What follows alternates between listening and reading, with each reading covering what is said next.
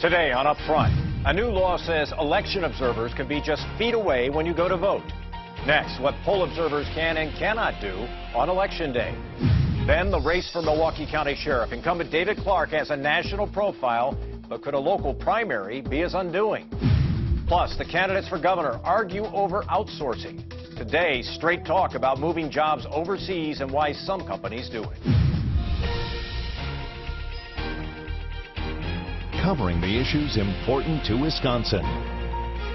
This is Up Front with Mike Goucher. Hello again, everyone, and welcome to Up Front. He's a local sheriff, but Milwaukee County's David A. Clarke Jr. is also a national figure. Clarke's series of radio public service announcements urging citizens to consider arming and protecting themselves generated national attention and some controversy. This, along with his blunt, tough talk about Milwaukee's problems and frequent appearances in conservative media, have won him a dedicated fan base. Clarke's detractors accuse him of grandstanding, cutting crime prevention programs, and fiscal mismanagement. The sheriff faces a Democratic primary challenge on August 12th from Milwaukee Police Lieutenant Chris Mays, who ran against Clarke 4 years ago and got 47% of the primary vote. Chris Mays was on this program 2 weeks ago. Today, we're joined by the sheriff, David Clarke Jr., who is seeking his fourth term in office. Sheriff, it's good to have you on the program. It's always a pleasure to be with you, Mike. Well, in a nutshell, briefly, what do you think this race is about? It's real clear, I think, for the voters, and that's what I like about it. The voters are going to get to decide, do they want a law and order, tough-on-crime sheriff that I've been in the time that I've been here, or do they want to return this office back to a political sheriff, one who has aligned himself with the political class, one who has communicated he'll be a go-along to get along, lead from behind, and that's not what a law enforcement executive is supposed to do. They're supposed to represent and defend victims of crime and law-abiding citizens. Chris Mays, who was on this program 2 weeks ago, and I know you did not see his appearance, but he had some fairly strong things to say about you. He said that people in the county are tired of the David Clarke sideshow, as he put it. He said that you are all talk and no action when it comes to law enforcement. What's your response to that? Well, besides to laugh, you know, when you have an empty resume like him, you have to stay away from it. He should want to tell people why he's prepared to lead the largest sheriff's office in the state of Wisconsin. But let's look at what's happened over the last 4 years. He ran 4 years ago. He was a lieutenant in the Milwaukee Police Department. 4 years later, he's still a lieutenant, a middle manager working at a police district station.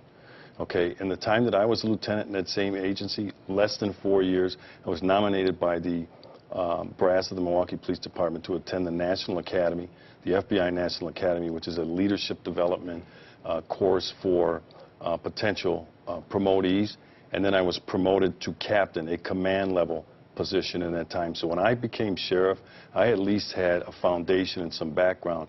His career, I mean, what it really tells me that he's still a lieutenant in 4 years is that even Ed Flynn doesn't think much of his ability to command, that he would raise him into the upper level of the Milwaukee Police Department. You mentioned in your first answer today that you're tough on crime, but Chris Mays says, in fact, he says David Clarke has cut the drug unit, he has cut the witness protection program, that you've done things that actually hurt law enforcement. What do you say to that? Well, first of all false claims, okay?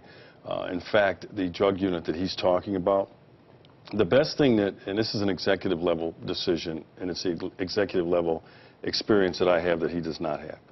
All right, we took a look at how we were enforcing our drug laws here in Milwaukee County. We found some overlap between the Milwaukee Police Department, the Milwaukee County Sheriff's Office, the HIDA, some other federal agencies, and some other suburban agencies. And we decided that in the area of violent crime, in the area of gangs, in the area of drugs, a task force is a better way to go. So we assigned those people to the HIDA task force. We've assigned them to the FBI's Violent Crimes Task Force. We have a member on the U.S. Marshal Service task force because that's the way to prevent the overlap and to make sure things aren't missed. And it also creates better information sharing.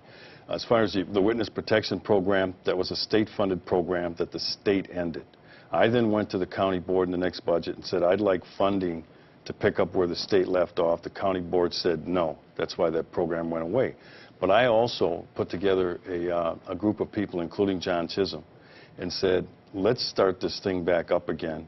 And thing is now funded and run out of the Milwaukee County District Attorney's Office. So again, these are just things he throws up against the wall. I want to know more about his resume that he doesn't want to talk about. Do you think you've been a good fiscal steward of your department? Spending has risen fairly dramatically during your tenure. Do you think you've done that? Well, I don't think it has. When I came in... 33% in the tax levy from 2007 to 2012. Okay. When I came in as sheriff, this agency suffered from multi-million-dollar deficits every year. Nobody said a thing. Then I came in, I said, this has got to stop. What I did, Mike, was I eliminated all the waste, fraud, and abuse. We brought overtime down, okay, and we brought these costs more in line with what I thought was an effective way to manage public safety resources inside Milwaukee County.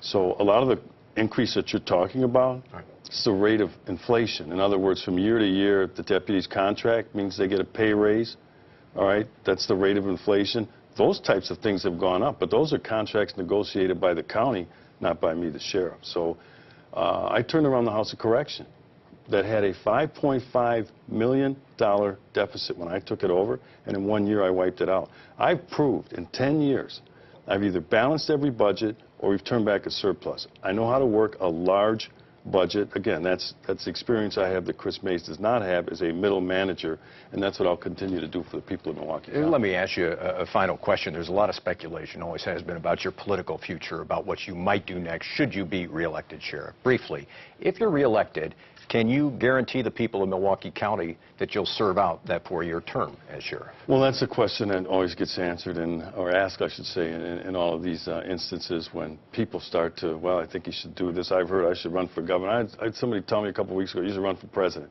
All right, you know, that stuff's all flattering, but I'm a cop at heart. All right, I bleed blue. I've been doing this for 37 years. I just had my 37th anniversary last week. Protecting my community. I'm focused on that. I have a sense of urgency about this campaign. I do not take elections for granted, so I want to focus on that. But I did say this, and I'll say it again. I said after this election, the mayor's race isn't until 2016. Because I'm getting some pressure to do that, it's not something that I said I want to do. I think it's fair for me to sit down with some confidants and some trusted people to look at the viability. That's what I said. The viability of taking on an incumbent mayor. That doesn't mean I will. It doesn't mean I won't. I try to live life one day at a time. I'm focused on today. I'm focused on this election coming up in 2 weeks. And my intent is to be the sheriff throughout those 4 years. But, Mike, you know this as well as anybody. Things change by the moment. Sheriff David A. Clarke, Jr., good to have you back on the program. Appreciate your time today. Mike, it's always a pleasure. Good. Next, new rules for poll observers, what they can do and what they can't do on Election Day. And later, a campaign squabble over outsourcing. The businessman who says both candidates need to take the conversation to a higher plane. That's when Up Front continues. Up Front with Mike Goucher, brought to you by American Transmission Company.